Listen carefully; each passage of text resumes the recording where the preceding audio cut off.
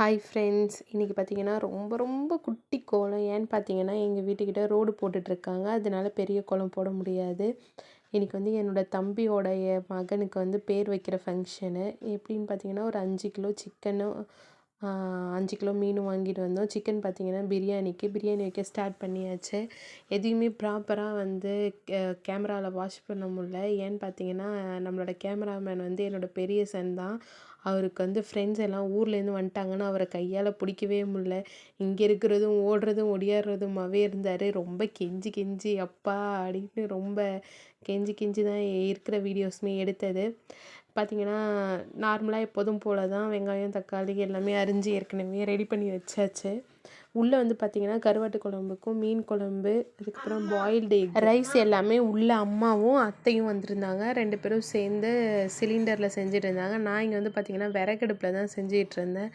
ரொம்ப கஷ்டமாக இருந்துச்சு. ஏன்னா தீ அதிகமாக வேண்டிய நேரத்துக்கு கம்மியாக வேண்டிய நேரத்துக்கு அதிகமாகவும் எரிஞ்சிட்டு புகஞ்சிட்டு முடியல. அன்றைக்கி வேறு உடம்பு சரியில்லாமல் தான் ஹாஸ்பிட்டல் போயிட்டு இருந்தோம்.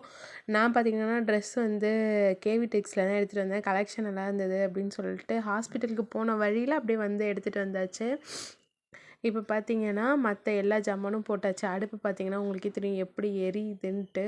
சுத்தமாக உட்காந்து அடுப்பு எரிக்கவே முடியல. ஏன்னா தலைவலி தாங்க முடியல, ஃபீவராகவும் இருக்குது. சரி ஓகே பண்ணிடலாம், 5 கிலோ தானே அப்படின்னு சொல்லிட்டு. இது மெஷர்மெண்ட்ஸ் எல்லாேருக்கும் தெரியும்னு நினைக்கிறேன். 5 கிலோ அரிசிக்கு 5 கிலோ கறி போடணும். இப்போ பார்த்திங்கன்னா இஞ்சி பூண்டு அரைச்ச விழுது சேர்த்துக்கணும். அது வந்து பார்த்திங்கன்னா நல்லா வெந்து எண்ணெய் தனியாக பிரிஞ்சு வரணும். அது மாதிரி ஆனியனும் இஞ்சி பூண்டும் சேர்ந்து தனியாக வரணும்.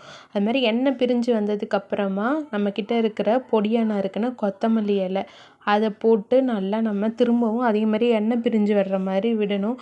சில பேர் வேறு மாதிரி செய்வாங்க. நான் வந்து இந்த மெத்தடில் தான் செய்வேன். ஏன்னா இதுக்கப்புறமும் இன்னொரு தடவை நான் சேர்ப்பேன். இதில் வந்து பாருங்கள், இதில் போட்டுட்டு அப்படியே பிகு பண்ணிகிட்டு இருந்தார், வீடியோ எடுக்க முடியாது அப்படின்னு சொல்லிட்டு. நெக்ஸ்ட்டு பார்த்திங்கன்னா தக்காளி தான். 1.5 கிலோ இருக்கும் தக்காளி. நல்லா நைஸாக அரிஞ்சு தான் சேர்த்துக்கிறோம். இதில் வந்து தம்பி வந்து ஹெல்ப் பண்ண வந்தார். வேணான்னு சொல்லியும் அவர் செய்யணும்னு சொல்லிட்டு அவர் செஞ்சிட்டு இருந்தார். சுட்டுக்காத நான் தான் இந்த மாஸ்டர் செஃப். யார் நீனு? ஆமா, நீங்க டம்மி பீஸ். இங்க பேர் என்ன பேரு? நீங்க வேஸ்ட். நான் தான் டம்மி. நீ தான் டம்மி. நீங்க டம்மி, நான் தான் செஃப்லியே மாஸ்டர். நம்ம வீட்டில் பார்த்தீங்கன்னா அவங்க அப்பா வந்து செஃப்பு, இவர் வந்து மாஸ்டர் செஃப்பு. குக்குக்கே வேலை கிடையாது, எல்லாருமே செஃப்பு தான். சைட் பை சைடு 1/2 hour அரிசி ஊற வைக்கணுன்ட்டு அரிசி ஊற வச்சுட்டு பாயில்டு எக்கையும் தண்ணி மாற்றி வச்சா தான் உரிக்கும்பொழுது நல்லா நீட்டாக வரும் அப்படின்னு சொல்லிட்டு உரிக்கிறதுக்காக தண்ணி மாற்றியாச்சு. சைட் பை சைடு பார்த்திங்கன்னா அம்மா டீ போட்டு கொடுத்தாங்க. 2 தடவை போட்டு கொடுத்தாங்க. அப்படியே தொண்டைக்கு இதமாக இருந்தது குடிச்சிட்டு வேலையை பார்க்குறதுக்கு. பக்கத்தில் பார்த்திங்கன்னா அங்கே பாட்டி தான் உட்காந்து கீரை உருவிட்டு இருந்தாங்க. எங்களுதில் வந்து கீரை கொழுக்கட்டை எல்லாம் செஞ்சு வச்சு படைக்கிறது வழக்கம். அதனால் அவங்க அந்த பக்கம் செஞ்சிகிட்டு இருந்தாங்க. நான் என்னென்ன ஆட் பண்ணேன்னு பார்த்தீங்கன்னா கரம் மசாலா 50 கிராமு, கறி மசாலா 50 கிராமு, காரப்பொடி வந்து 20 கிராமு, அப்புறம் உப்பு வந்து தேவையான அளவு சேர்த்துருக்கேன். சேர்ந்துட்டு இதுவும் திரும்பவும் அந்த இது பிரிஞ்சு வர்ற அளவுக்கு, அதாவது எண்ணெய் பிரிஞ்சு வர்ற அளவுக்கு நல்லா கொதிக்க விடணும். அதுக்கப்புறம் பார்த்திங்கன்னா தீ வந்து மிதமாக தான் இருக்கணும். ரொம்ப அதிகமாக தீ வச்சிட்டோன்னா கரிஞ்சிறதுக்கு நிறைய வாய்ப்பு இருக்குது. ஏன்னா இஞ்சி பூண்டு வந்து நம்ம எவ்வளோ தான் ஆயிலில் போட்டு நம்ம இது பண்ணாலுமே வதக்கிட்டு இருந்தாலுமே அது வந்து கீழே போயிட்டு உட்கார்றதுக்கு நிறைய வாய்ப்பு இருக்குது. அதனால கொஞ்சம் தீயை கம்மி பண்ணணும். எனக்கு இந்த ஸ்டேஜில் பார்த்திங்கன்னா தீ நல்லா வந்துச்சு. அரிசி போடும்போது தீயே வரல. அதுதான் ரொம்ப தலைக்கீழாக நடந்துகிட்டு இருந்தது எல்லாமே.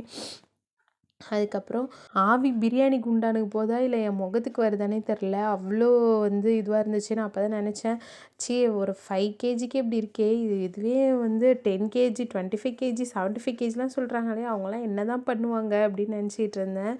இங்கே பாருங்கள், நடுவில் வந்து எங்கிட்டேருந்து கரண்டியை பிடுங்குறது தான் அவருக்கு வேலை. ஏன்னா கேட்டால் அவர் மாஸ்டர் செஃப், அவரே சொல்லிப்பார்.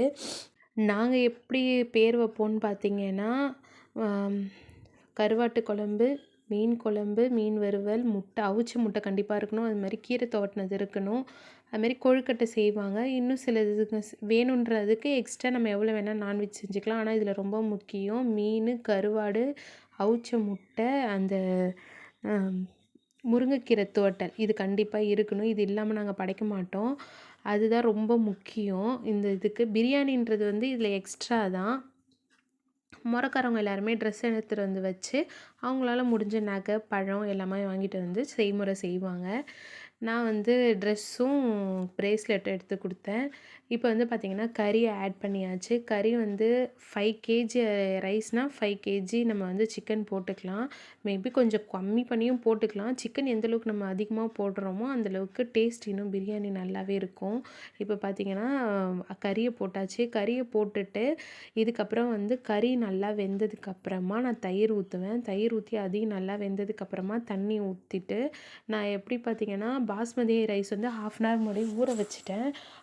1 டம்ளருக்கு 1 1/4 டம்ளர் தண்ணின்ற மாதிரி தான் நான் கிட்டத்தட்ட இப்போ 5 கிலோவுக்கு நான் 6 தான் ஊற்றுனேன்னு நினைக்கிறேன். ஏன்னா தயிர் அந்த கறிலாம் தண்ணி விடும்ல, அதெல்லாம் பார்த்துட்டு தான் ஊற்றணும். அப்படியே நம்ம டக்குன்னு ஊற்றிட முடியாது.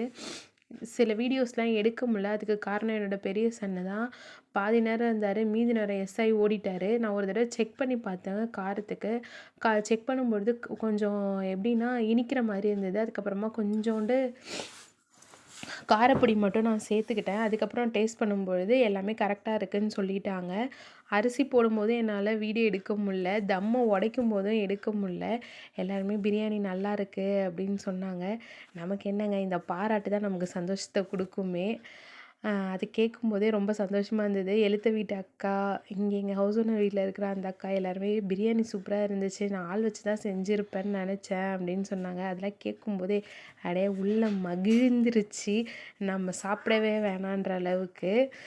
இது வந்து பார்த்திங்கன்னா அடுத்த நாள் தான் மீந்து பிரியாணி உங்களுக்கு காட்டுறதுக்காக சரின்னு சொல்லிட்டு காமிச்சேன். மற்ற வீடியோஸ் எடுக்க முடியல. டாட்டா பாய்.